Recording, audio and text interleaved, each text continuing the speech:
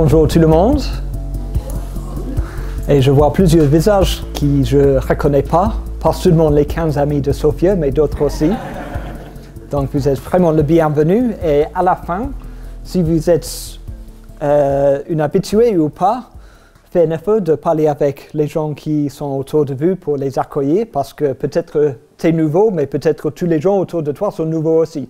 Donc ose à parler avec les uns les autres, parce que l'Église, c'est la communauté des gens qui aiment Christ et qui aiment les uns les autres.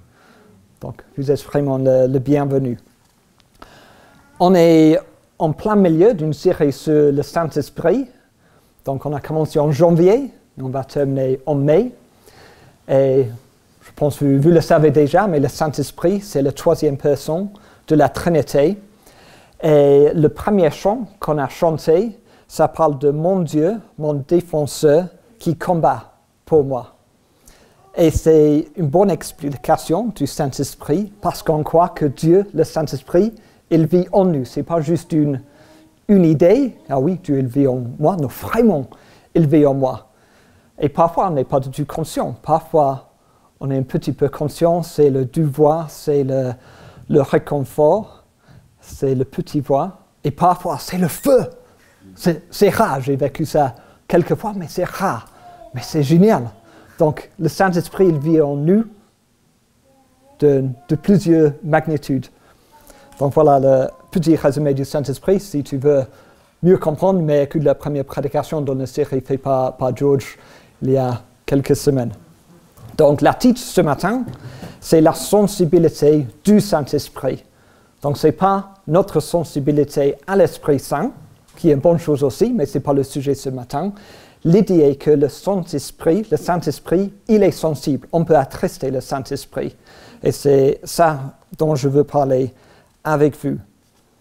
Et dans la Bible, il y a plusieurs images pour le Saint-Esprit. On peut parler de le feu, on peut parler de l'eau, de l'huile et la colombe. Et avec toutes ces analogies, on est limité parce que Dieu, il est énorme. Dieu, il est tout-puissant. Et en utilisant le feu, mais ça révèle quelque chose. En utilisant la colombe, ça révèle quelque chose. Mais c'est peu à côté de l'énormité de la plénitude de Dieu. Mais Dieu, dans sa grâce, il nous a révélé des images dans la Bible pour nous aider à comprendre qui il est. Donc ce matin, c'est la colombe. Et mon objectif principal, c'est que notre désir pour sa présence, pour le Saint-Esprit, va augmenter. Et que, parce que nous voulons tellement sa présence, que nous serons prêts à changer notre façon de vivre pour avoir sa présence auprès de nous.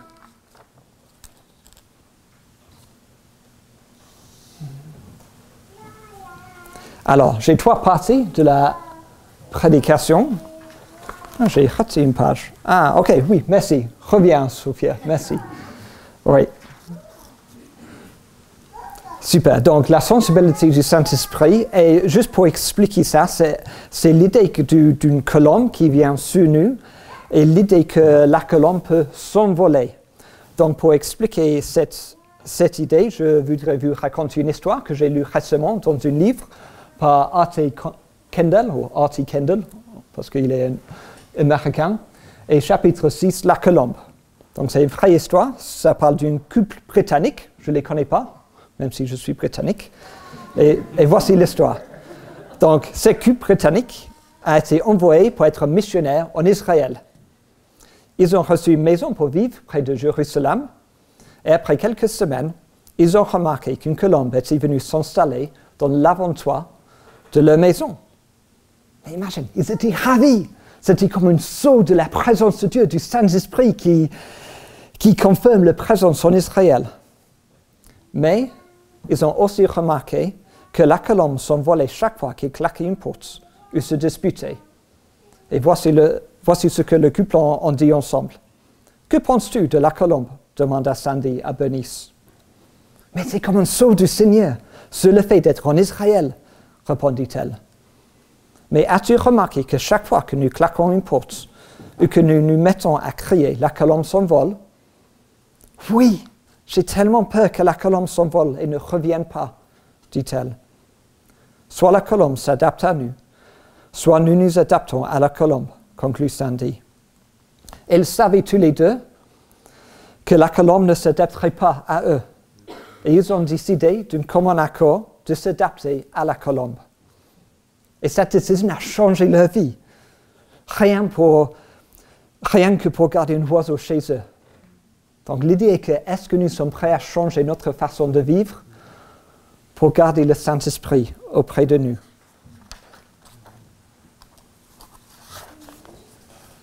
Donc j'ai 3 parties de cette prédication. Nous allons regarder 3 attributs du Saint-Esprit qui sont aussi les attributs d'une colombe.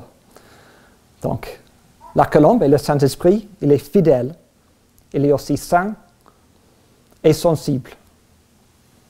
Et ces derniers deux, ils sont très liés parce que quand Dieu il est saint, il est sensible à notre péché. Donc, on peut l'attrister car il est saint, parce qu'on ne peut pas mettre Dieu à côté de notre péché. Il est sensible. Je vais parler un peu plus de ça plus tard. Allez, prions. Seigneur, merci pour ta présence, merci que tu vis en nous. Et je prie que tu vas nous convaincre de nos péchés, que nous serons prêts à changer, à te ressembler, et que tu nous donnes une soif pour toi, une soif pour ta présence, un amour plus grand que jamais pour toi, et que quand nous voulons te mettre au centre de nos vies, que notre désir pour toi va être si grand que nous allons te prioriser avant toutes les autres choses, avant tous nos autres désirs. Amen. Première partie, la fidélité du Saint-Esprit. La colombe, un oiseau fidèle. À l'époque de Jésus, les Juifs pensaient qu'elle s'occupait pour la vie. Et j'ai fait un peu de recherche sur Google, et certains le font. Mais l'important est que pour eux, c'est un oiseau fidèle. Et le Saint-Esprit, il est fidèle aussi. Et peut-être, ça vous fait rappeler, ou peut-être pas, de la baptême de Jésus, raconté dans l'Évangile de Jean, chapitre 1. Et l'Esprit descend sur Jésus comme une colombe. Et parfois, dans les traductions, c'est écrit « il s'arrête » ou « il se pose ». Mais ce n'est pas vraiment le bon sens, c'est plutôt qu'il reste, il demeure avec Jésus. Donc, le Saint-Esprit, il est fidèle, comme la colombe est fidèle. Le Saint-Esprit, il demeure avec nous. Mais comment ça va avec l'idée d'une colombe qui peut s'envoler? Parce que c'est ma thèse centrale de la prédication, une colombe qui peut s'envoler. Et maintenant, je viens de dire, mais il est fidèle. Donc, il y a une tension. Et c'est parce qu'il y a une différence entre notre appartenance à Dieu et notre relation avec lui. Et on voit ces 2 aspects du Saint-Esprit en Ephésiens 4, verset 30, qui est sur l'écran. Parfait, merci Sophia. Donc il y a 2 parties de cette verset. Première partie, n'attristez pas le Saint-Esprit de Dieu. Donc on peut attrister le Saint-Esprit, on peut lui faire presque peur parce qu'il ne veut pas être à côté de notre péché, il peut s'envoler. Mais la bonne nouvelle, c'est la deuxième partie, par laquelle vous avez été marqués d'une empreinte pour le jour de la libération. Donc on est marqué, on est scellé. Oui, il peut s'envoler quand nous l'attristons, mais il ne disparaît pas vraiment. Parce que cette deuxième partie, nous sommes scellés, nous sommes marqués. Il y a plusieurs autres versets dans la Bible qui confirment cette présence qui reste. En Jean 10, verset 28, Jésus dit ceci. « Je donne à mes brebis la vie éternelle. Elles ne périront jamais et personne ne pourra les arracher à ma main. » Donc si tu es un brebis de Jésus, mais tu périras jamais et personne ne pourra t'arracher de sa main. Donc si tu t'es vraiment repenti de tes péchés et que tu as mis ta confiance en Jésus pour qu'il soit ton sauvé Seigneur, tu es à lui à jamais. Ça ne peut pas changer. Le Saint-Esprit est fidèle. Mais j'aimerais utiliser un exemple de ma vie pour expliquer cette tension entre le Saint-Esprit qui s'envole et le Saint-Esprit qui est fidèle.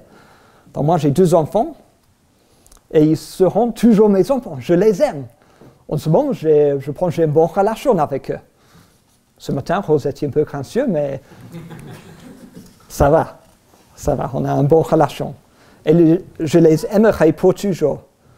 Mais ce n'est pas pour autant que notre relation sera toujours bonne. La qualité de notre relation pourrait même se détériorer. La quantité et la qualité de notre relation peut tomber en bas. Et peut-être un jour, ils vont fuir de moi. J'espère que ça ne va jamais arriver. Mais c'est possible. Mais même dans ce cas, ils vont rester mes enfants. Je vais les aimer toujours. Et c'est comme ça avec nous et Dieu. Si tu es un brebis de Dieu, si tu as donné ta vie à lui, mais tu ne peux pas être arraché de sa main. Il sera fidèle, le Saint-Esprit est fidèle, même quand nous sommes infidèles.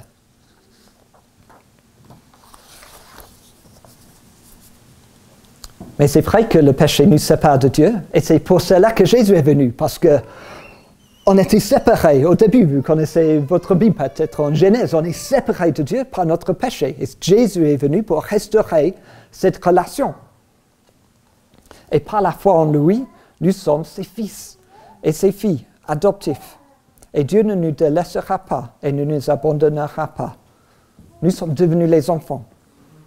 Mais même si nous sommes scellés et adoptés, le péché peut abîmer, peut détériorer notre relation avec lui. Le Saint-Esprit est saint et sensible. Et le péché peut avoir pour conséquence que nous soyons privés de la plénitude de sa présence.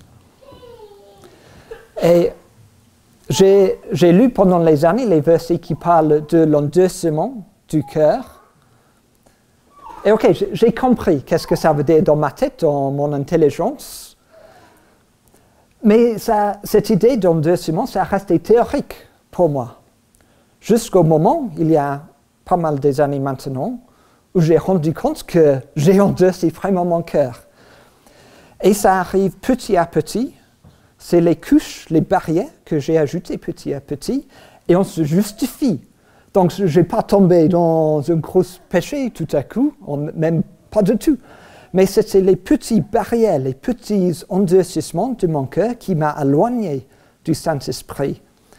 Et j'étais presque pas conscient de cet éloignement. Donc Dieu, j'étais toujours sauvé, j'avais toujours le Saint-Esprit en moi. Mais sa voix était affaiblie. Et je ne lui entends pas. Et c'était dans une réunion en Angleterre où je me suis repenti de mes mauvaises pensées parce que c'était vraiment une honteux. Ce n'était pas les péchés en dehors de moi, c'était vraiment les mauvaises réflexions, l'endurcissement de mon cœur. Et dans cette repentance, ce n'était pas le feu soudain, la puissance, non, ce n'était pas comme ça. C'était, wow, j'ai retrouvé mon cœur de chair, ce n'était plus un cœur de pierre.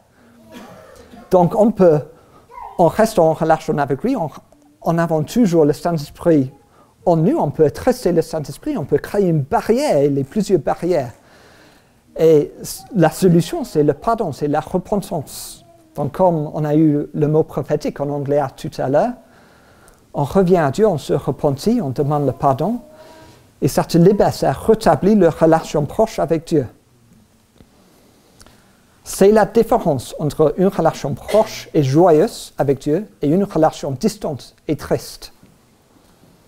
Et on veut le premier, on veut cette relation joyeuse avec lui. Mais as-tu une telle relation? Veux-tu une telle relation? Que pouvons-nous faire pour ne pas attrister le Saint-Esprit et pour vivre dans sa présence? Je vais répondre un peu plus de ça plus tard. Ce matin, je ne vous connaissais pas tous. Peut-être vous êtes tous des chrétiens ou peut-être pas, je ne sais pas. Mais peut-être si tu n'es pas chrétien, peut-être vous n'avez jamais repenti de vos péchés, de vos mauvaises choses, parce que péché, ça veut dire quoi pour nous? Ouais, c'est un mot jargon.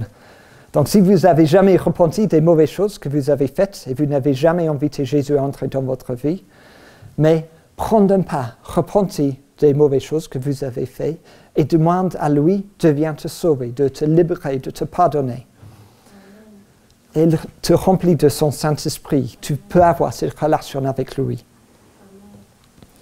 Et je ne vais pas faire un appel maintenant ni à la fin, mais si ça te touche, Mais viens parler avec quelqu'un. Tu peux parler avec Calvin, ou moi, avec un des deux responsables, Nathan ou David, ou avec quelqu'un avec qui tu es venu ce matin.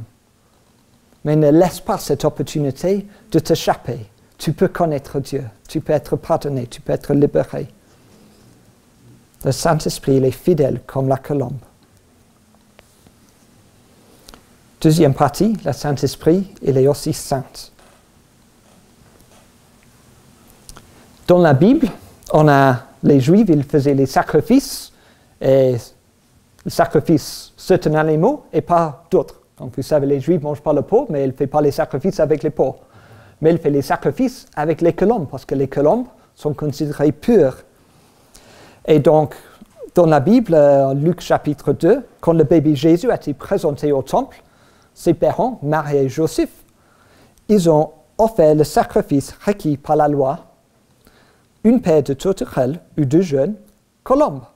Donc pour eux, la colombe est pure et sainte.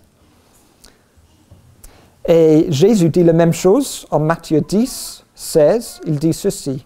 « Soyez donc prudents comme les serpents et purs comme les colombes. » Et pur, ça veut dire saint, ça veut dire innocent, pas mélangé avec le mal. Et comme la colombe est sainte, mais le Saint-Esprit, il est saint. C'est évident, c'est dans son nom. On chante plusieurs chants sur la sainteté du Saint-Esprit. Nous sommes conscients de ça. Mais même si nous chantons souvent, on n'a pas beaucoup chanté ce matin, mais on chante souvent les chants sur sa sainteté, est-ce que nous avons vraiment compris la plénitude de sa sainteté? Combien il est saint, consacré, mis à part, et que nous sommes appelés à être saints aussi. Être saint comme il est saint. Et si tu veux vivre la présence du Saint-Esprit, sois saint comme il est saint. C'est un appel, c'est un challenge. Voici ce que l'apôtre Pierre nous dit. Vous-même, comme des pierres vivantes, construisez-vous pour former une maison spirituelle, un saint sacerdoce, afin d'offrir des sacrifices spirituels, agréés de Dieu par Jésus-Christ. Vous êtes une lignée choisie, un sacerdoce royal, une nation sainte, un peuple que Dieu s'est acquis pour que vous annonciez les hauts faits de celui qui vous a appelé des ténèbres à son étonnante lumière. Et puis Pierre, il adresse à une communauté. Donc si vous voulez être saint, oui, c'est en relation avec Dieu le Père, Dieu le Fils et Dieu le Saint-Esprit, mais c'est aussi notre relation avec les uns les autres, avec les autres chrétiens. Donc pour être saint, mais ça lui fait vraiment du bien être dans une église locale, dans les groupes de maison, parce que tu peux pas, c'est plus difficile à cacher vos péchés quand tu es avec les autres chrétiens. Donc fais l'effort, être dans la communauté, être dans le peuple de Dieu.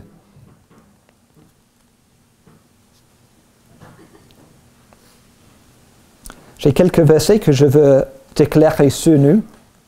C'est Ephésiens 4, 22 à 24 et 1 Corinthiens 6, 19 à 20.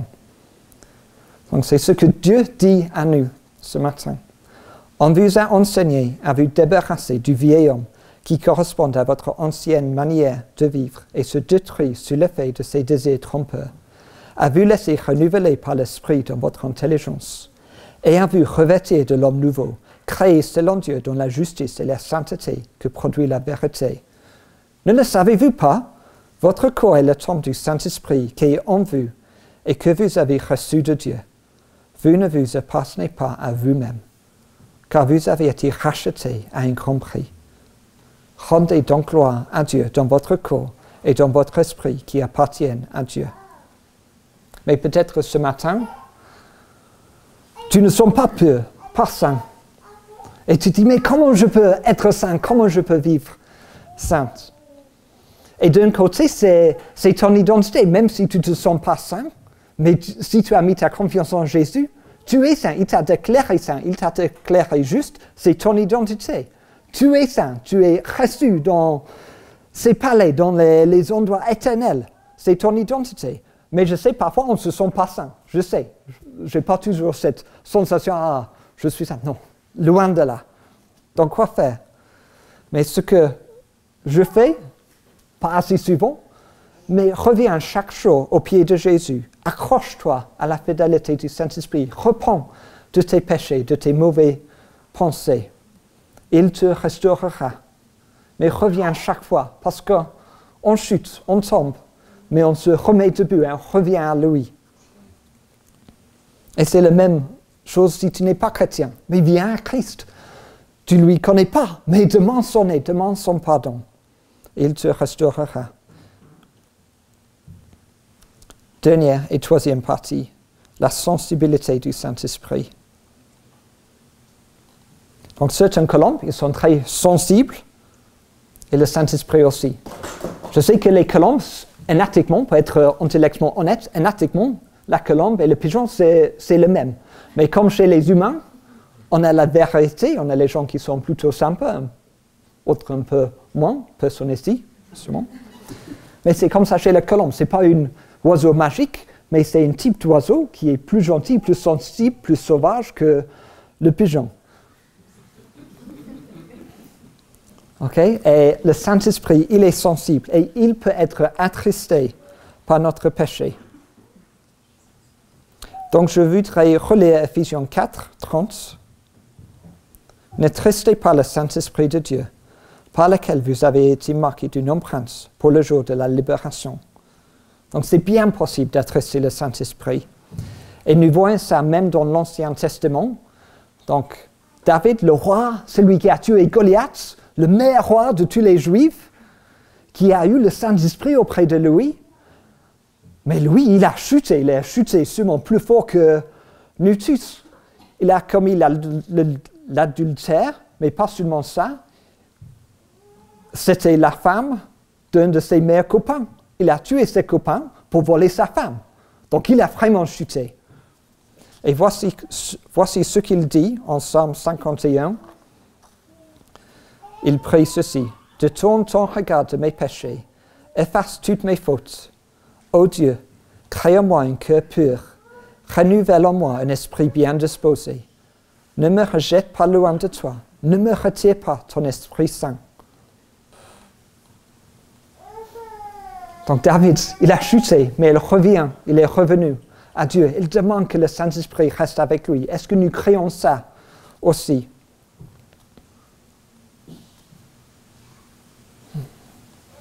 Si tu es vraiment chrétien, tu as le Saint-Esprit. Personne ne peut dire « Jésus est le Seigneur » si ce n'est pas par le Saint-Esprit. Ça c'est 1 Corinthiens 12, 3. Nous avons été scellés. Nous avons l'empreinte pour le jour de la libération. Nous sommes ses enfants.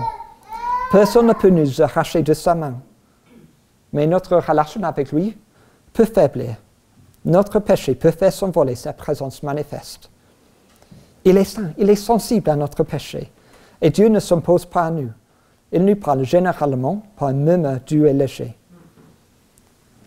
Et on veut entendre cette murmure. On veut enlever les endurcissements de nos cœurs. On ne veut pas l'attrister. On veut qu'il parle à nous. Mais qu'est-ce que peut faire envoler le Saint-Esprit? Pour moi, j'ai l'impression que c'est évident. Je sais quand j'ai péché et que je dois me repentir. Mais autour de cette verset, Ephésiens 4, 30, qui parle d'attrister le Saint-Esprit, mais ça donne toute une liste des choses avant et après cette verset de ce que peut attrister le Saint-Esprit. Donc je vais lire ces versets. Et pendant que je le fais, je vous invite à demander au Saint-Esprit de te convaincre des choses. Et ça revient à l'amour prophétique qui a été donné par Amy en anglais et qui a été traduit, que demande le pardon, repentis chaque fois. Donc je vais juste prier, après je vais lire les versets.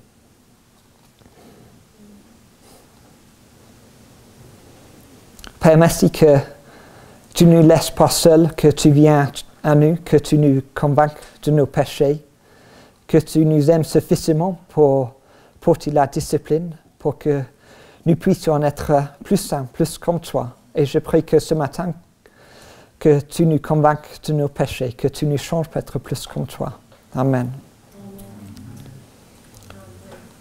Se débarrasser de tous les mensonges. Ephésiens 4, 25. Si vous vous mettez en colère, Ne péchez pas. Que le soleil ne se couche pas sur votre colère et ne laissez aucune place au diable. Versets 26 à 27. Cessez de voler et travaillez honnêtement pour avoir quelque chose à donner à ceux qui sont dans le besoin. Verset 28. Qu'aucune parole malsaine ne sorte de votre bouche, mais seulement de bonnes paroles qui, en fonction des besoins, servent à l'édification et transmettent une grâce à ceux qui les entendent. Que toute amertume, toute fureur, toute colère, toute éclat de voix, toute calomnie et toute forme de méchanceté disparaissent du milieu de vous. Et l'amertume et la manque de pardon, ça peut être vraiment un blocage. Donc, il faut pardonner, il faut être libéré d'un manque de pardon. Nous avons besoin d'être pardonnés, mais nous avons besoin de pardonner les autres. Parce que sinon, ça crée l'amertume, ça crée une chose mauvaise chez nous, ça bloque la relation. Donc, je vous invite vraiment à pardonner les autres. Et plein de compassion les uns envers les autres. Pardonnez-vous réciproquement comme Dieu nous a pardonné en Christ. Verset 32. Soyez donc les imitateurs de Dieu, puisque vous êtes ses enfants bien-aimés, et vivez dans l'amour en suivant l'exemple de Christ. Chapitre 5, verset 1. Que l'immoralité sexuelle, ça c'est difficile dans notre époque, non? Restez purs. Que l'immoralité sexuelle, l'impureté sous toutes ses formes ne soit même pas mentionnée parmi vous. Verset 3. Que la soif de posséder ne soit même pas mentionnée parmi vous. Qu'on n'entend pas de paroles grossières, de propos stupides ou équivoques.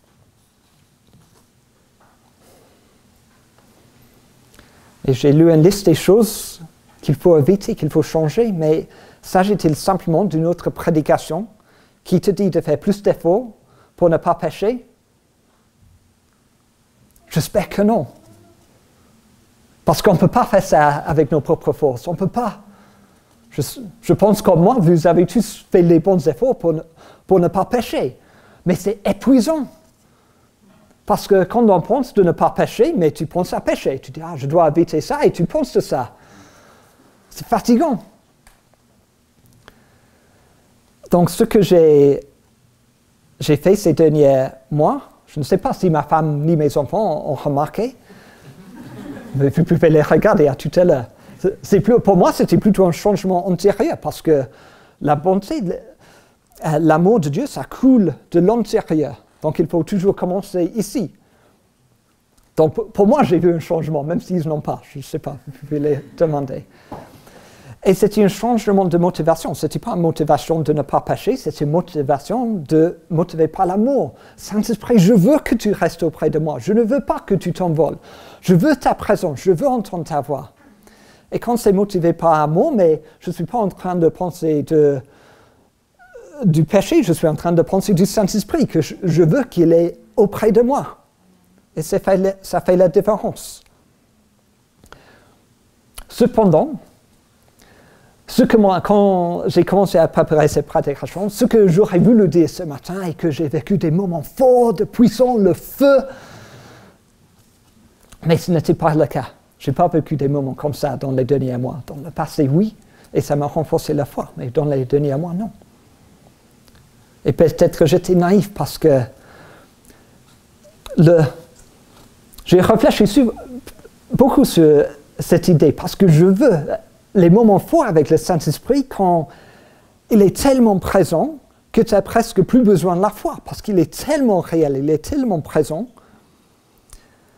Mais je pense, si j'étais toujours dans cet état, mais je ne peux rien faire, parce que je suis tellement bouleversé. Donc, pour vivre la vie chrétienne, pour marcher, pour témoigner auprès de tes amis, tu as besoin de le Saint-Esprit, il t'aide, mais c'est plutôt la colombe et pas le feu 100% du temps. Donc, ce que j'ai vécu les derniers mois, oui, j'avais plus envie de lire la Bible, j'avais plus envie de prier. Et je pense que j'ai écouté plus la voix du Saint-Esprit dans ma journée hebdomadaire avec ma famille. J'espère que j'étais un peu plus gentil avec mes enfants et ma femme, un peu plus patience.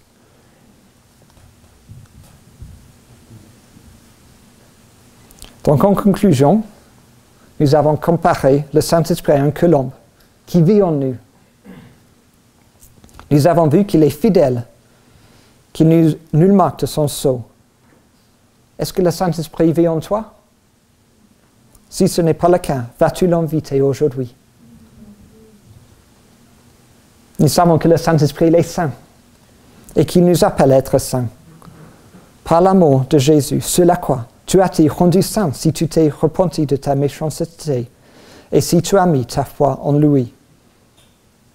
Si vous n'avez jamais demandé pardon à Dieu pour les mauvaises choses que vous avez faites, vous pouvez le faire en cet instant et lui demander d'effacer votre culpabilité et votre honte et de vous rendre sainte. Et même si la plupart de nous sont déjà sauvés, déjà pardonnés, mais nous continuons à faire parfois de mauvaises choses. À quoi le Saint-Esprit t'appelle-t-il aujourd'hui à renoncer? Sur quel changement t'en appelle-t-il? Et enfin, nous avons vu que le Saint-Esprit est sensible et on peut l'attrister. On ne veut pas attrister le Saint-Esprit, on veut qu'il reste auprès de nous. Donc choisirais-tu avec moi aujourd'hui de tout faire pour qu'il se sente le bienvenu, qu'il demeure avec nous? Je vous invite à vous lever et j'invite les musiciens à revenir.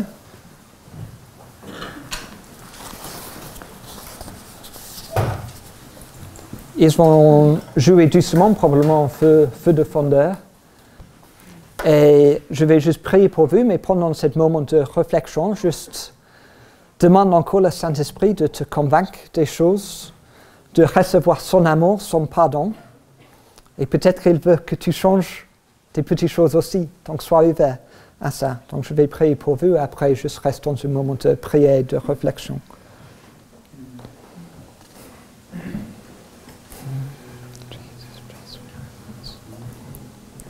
Seigneur, nous aimons de plus en plus ton Saint-Esprit. Nous demandons que tu agis auprès de nous, que tu travailles dans nos cœurs, que tu augmentes notre amour pour toi et que nous serons prêts à changer, pas parce que nous voulons juste éviter le péché, mais que nous t'aimons plus. Que nous soyons motivés par l'amour, que nous serons consumés par l'amour de toi, Seigneur. Travaille en nous et que nous changeons. Amen.